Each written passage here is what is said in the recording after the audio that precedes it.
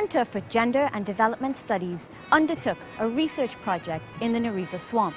The project was interdisciplinary, bringing together a range of academic perspectives. Among other things, it looked at issues of sustainability, equity, and livelihoods from a gender perspective. The Centre remains concerned about the ways that villagers, the state, NGOs, economic interests, and others continue to interact with and impact this sensitive ecosystem. There were a number of issues that we found were important. Of course, we were concerned about the environmental degradation that was taking place. The project began at a time when there was a lot of public agitation about, for example, rice farming in the swamp. We were concerned that policies and strategies needed to be found to control this process. But one of the main things that we argued was that these policies should be gender sensitive, they should incorporate gender analysis, and they should also be policies that were integrated.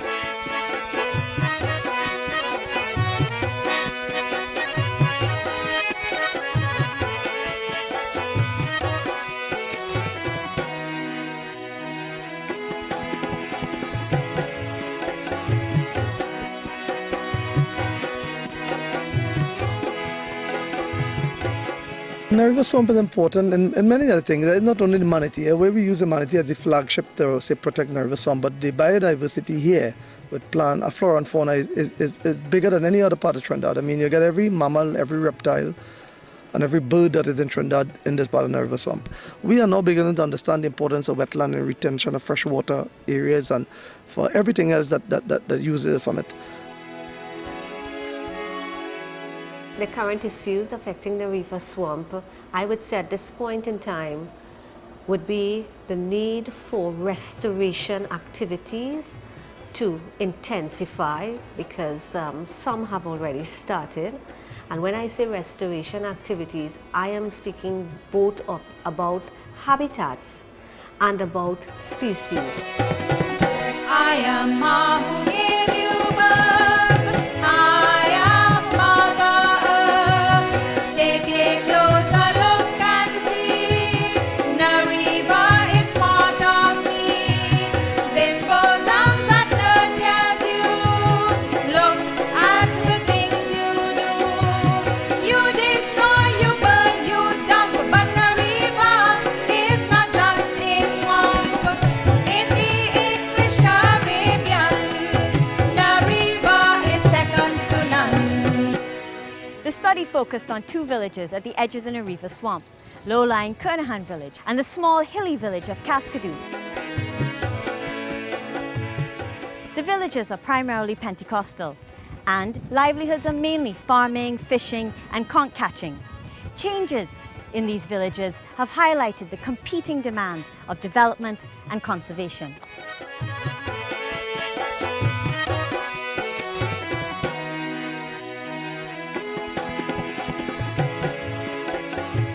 Resource use in the Nariva swamp is primarily geared towards economic stability.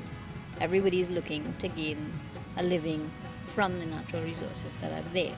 And what we found in the project was that men and women had different access to these resources. When it came to things like mobility and space, you found that the male domain was the forest. Women rarely ever went into the forest, whereas the men went where they wanted, did what they wanted. Women were limited in terms of their mobility and that they had a lot of reproductive duties to complete. The typical view with environmental research and gender is that women are closer to the environment. This has been because the idea is that women are more nurturing. But in Kernahan and Cascadoux, what I found was the opposite. Men were closer to the environment and were able to identify the changes in flora and fauna much better than the women were. You went to your garden? Yeah, and I have some animals inside the forest. Bison and water animal, buffalo. So I went and see them. Every day I had to go inside there. About 2 miles from here. Who mainly plants gardens? Is it men or is it women? Is it both? It's both of them garden. Yeah. But are there some things that men do more and women do more in the village? Like No, well, sometimes the men are plant garden for the women to go to the market and sell the crops. I don't think men and women are equally involved in conservation because the women, when they marry, they most tend to stay and concentrate on family life than conservation.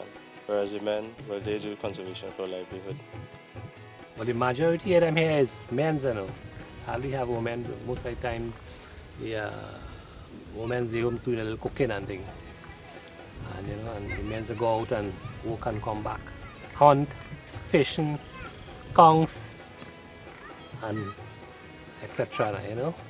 Yes, a lot of women go into the forest accompanied by their husbands. But they wouldn't go alone? No, they don't go alone. It's a bit lonely.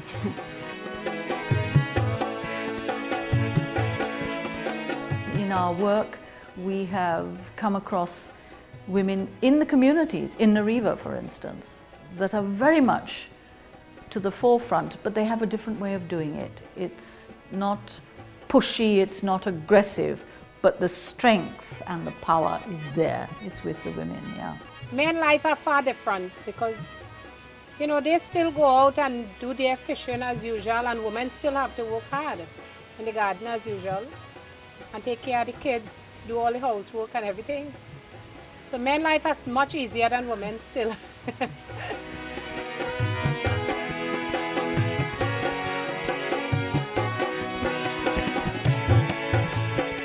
Well, in Kernahan, the men and them, they like to drink plenty rum. They're not supporting women at all in Kernahan. All women in Kernahan just have to work real hard for the dollar. All. As the men and them get after money, they get the council, the Cascadoux, they make they walk them running, going and drink rum. And beating up the women, doing all things. So all women in Kernahan have to work hard. What we really wanted to highlight was the fact that human beings are gendered beings, that human beings are important components of an ecosystem, and that men, women, girls, boys interact with the environment in different ways. And our research really brought that home to us.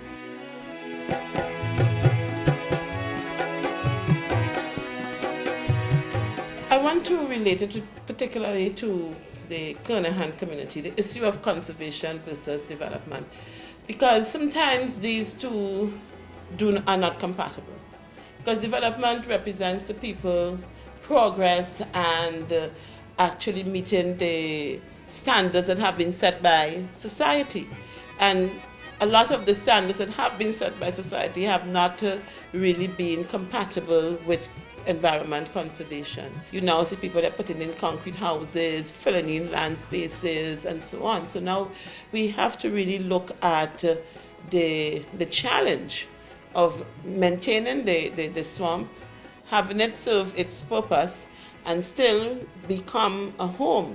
And how would you like to see it in 20 years from now? What would you like it to look like? So I want to look like a city because I would look more houses and more clear and things. I like to see the place more developed, a school being built inside here because it's far difficult for them to go to school. I would like to see a good school, maybe pipe-borne water, and ghost trees, you know what I mean? One of the good houses, like, you know, strong houses.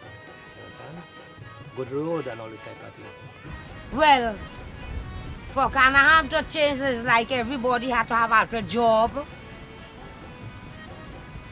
and better men go come in.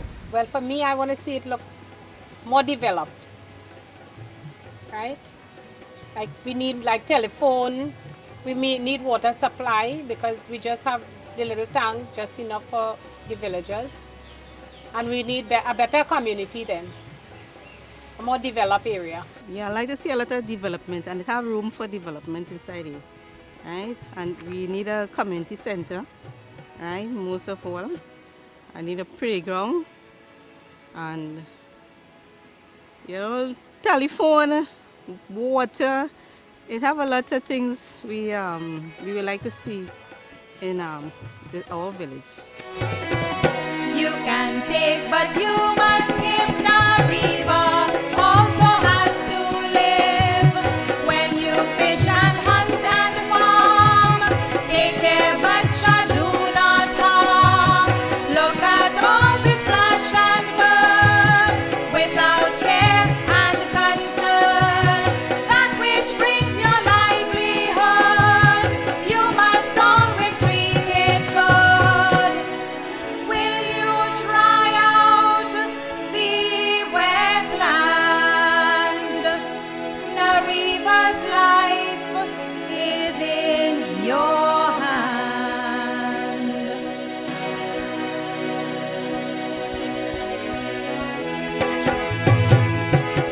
not just about these villages.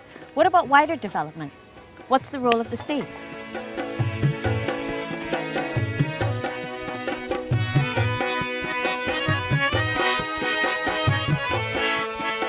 One of the main things in the wetland policy is that there shouldn't be any net loss of wetlands. All right? Because I think finally we have come around to the realization that wetlands are extremely important ecosystems, and they're not just mosquito breeding grounds and to be drained for rice farming. If you remove the wetlands, there is a cost to that.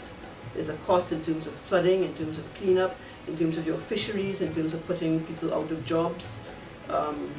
There's a huge cost.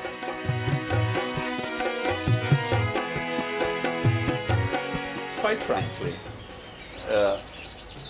it is possible to plan and support a specialized type of wetland utilization in which you facilitate agriculture of a certain kind, you facilitate fishing of a certain kind, aquaculture, you facilitate ecotourism in harmony, but it requires that you have some broad idea of the overall plan for the area. The large rice farming of the early 1990s is no longer an issue, but recently, Canadian oil and gas company Talisman successfully challenged the Environmental Management Authority's decision to stop them from surveying the area for oil and gas exploration.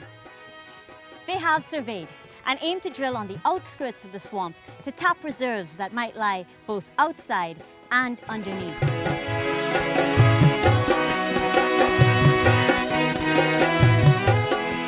Talisman, as you know, is a Canadian company. We're an upstream company. That is, what we do is the exploration and production of oil and gas. In July 2002, the government granted a license to explore for oil and gas and produce oil and gas in the Eastern Bloc, which is located onshore Trinidad.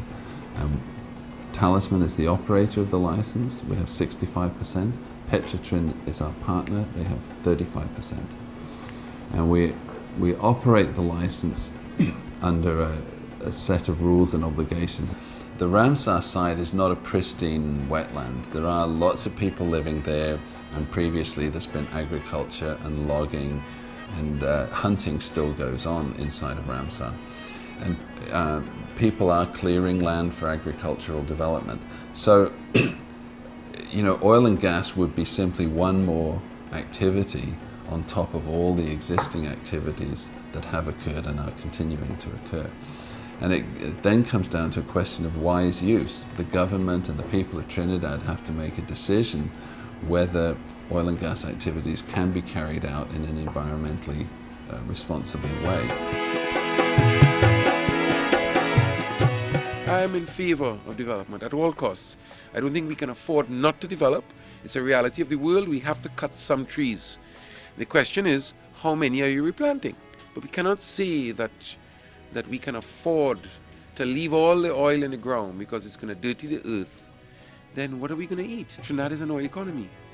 Well, I feel if they start drilling more, it will be real trouble because they will destroy everything. That will destroy our whole environment because of our ecotourism, all our tourists coming in the area. Well, this area is really an agriculture area. So if we do get job 1 or 2 months, we have to come back in the agriculture area. So we would like, we done in it already, let the land be as it is and let we plant with things and live off of it. I don't think we might get any benefit from it, because most of all of us inside this village have oil rights. And what we was looking at, being as how they're drilling out in the sea there, right? You know, we having this idea as if they could also pull the oil from our area and we will be left without anything. Yes, we need development, as I said. Surely we can have companies, industrial companies come in, oil companies come in. Surely we could have certain hotels, but it's how it is done, how it is built, the large scale, what protection is there for the wildlife, what protection is there for the people. Again, it's how it is all done. And in certain areas, it should not be done at all. But there you are. So we are concerned. In the 1990s, advocacy in the Nariva swamp was undertaken mainly by women in the Ministry of Agriculture's Wildlife Section, along with women in NGOs. They began changing the way that Nariva was valued by pursuing international commitments and funding. We need to go back out there and be participatory, have some more consultations, get down to the nitty-gritty of some of these activities that are proposed. And that's what I would like to see happening. The community has become more aware of the need to conserve the resources in the swamp because they see long-term that the same resources they use now to earn a living, if continued in this manner, will not be available to them. They will no longer have a source of income. When you industrialize, what will you compromise? Houses and factories, replace trees and manatees. With pollution from industries, birds won't sing in the breeze. Development and settlement will cut against the environment. It's already getting late. Will you change Nariva's fate? What we're really trying to do is to expand our traditional understanding of environmental studies to realize that human beings are very much part of the ecosystem and that human beings are not homogeneous, that they are differentiated by race, by ethnicity, by class, and of course by gender. And these differentiations, unfortunately, are not equitable. The Nariva situation shows how the demands of conservation and development need to take into account international agreements, national legislation, and new policies. This is a globally and locally important site. Equitable participation by concerned women, men, girls, and boys will be an important part of deciding what we will keep for the future.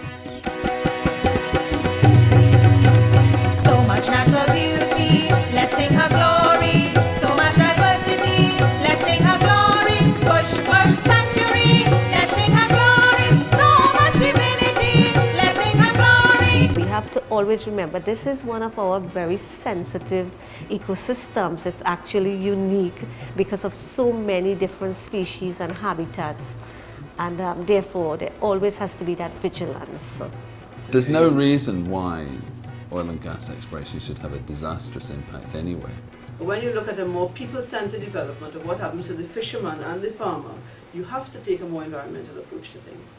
My vision for the country is to have certain select parts remain inviolate in perpetuity, but to manage the parts that are already very much perturbed in such a way that you have rational development. So often we don't know about our ecosystems, we tamper with them, and then there are disasters. It's a bit late then. Then we shrug our shoulders and say, well, these things happen, and we move on. But then who suffers? The people. Who makes the decisions about things in the community? Well, more women. How come? Yeah. Well, you see, the woman thinks more than the men inside of here. That is my vision, right? Because I think for myself, I think more than my husband. Chanting like a mantra, protect